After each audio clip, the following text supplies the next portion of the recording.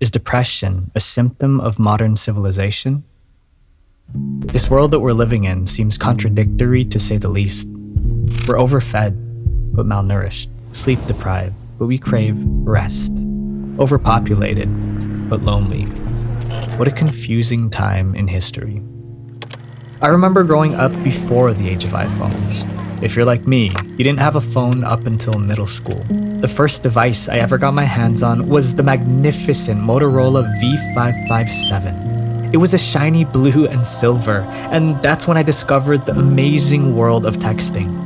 Now you can chat with all your friends, all at once, without talking. Bored in class, I would slide my phone under my desk and text. It's a wonderful thing that we lack nowadays with iPhones. Back then, you could text without looking because using the number pad was muscle memory. Then, in 2007, the first iPhone came out. On your iPhone. But I, completely content with my flip phone, decided to hold on to it for the next few years. Smartphones just didn't matter to me. Phones were supposed to be used for communication, and communication only. Fast forward to today. The new iPhone 13 just came out. With a capacity of up to 1 terabyte, and the A15 Bionic chip makes this piece of technology a monster. With technology progressing, kids are growing up with more sensory stimulation than in previous eras. Life always seemed simpler when we look back in time and we feel nostalgic. For me, it was hopscotch or skating on Heelys. It's Heelys, and it's all about fun. So cruise around with your friends. But on October 6th, 2010, everything changed. This was the day that the most popular mobile social media platform was born: Instagram. If you take a look at this chart, depression in the US began to rise around 2010. I'm not saying that Instagram was the sole cause of this, but there may be a correlation. It's no secret that social media is designed to be addictive. There are millions of dollars going to the algorithm gods to understand exactly what keeps us glued to our screens for as long as possible. According to Moment, a time tracking app, the average person spends nearly 4 hours on their phones every day. While we're burying our noses in our news feeds, there's something strange going on in Silicon Valley.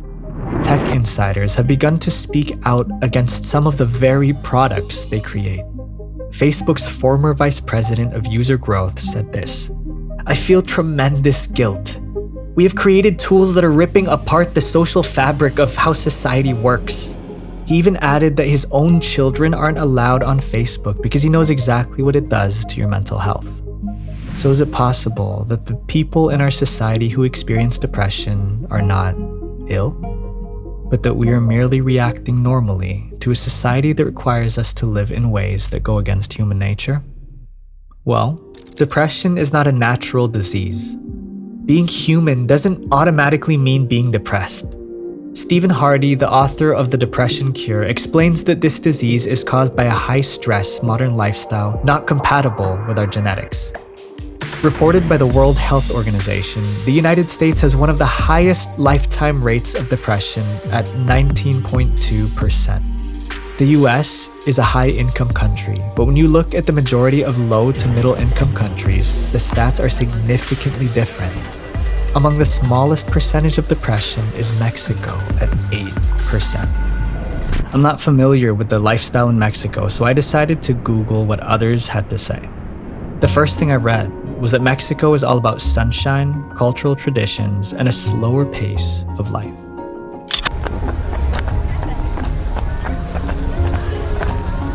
Mexico is home to the largest majority of Americans living in another country. Jessica shared her story. When I moved to Mexico, right away I noticed the emphasis on family life. Families are larger and spend more time together. In fact, children even live with their parents until they get married. But the biggest difference was the access to technology.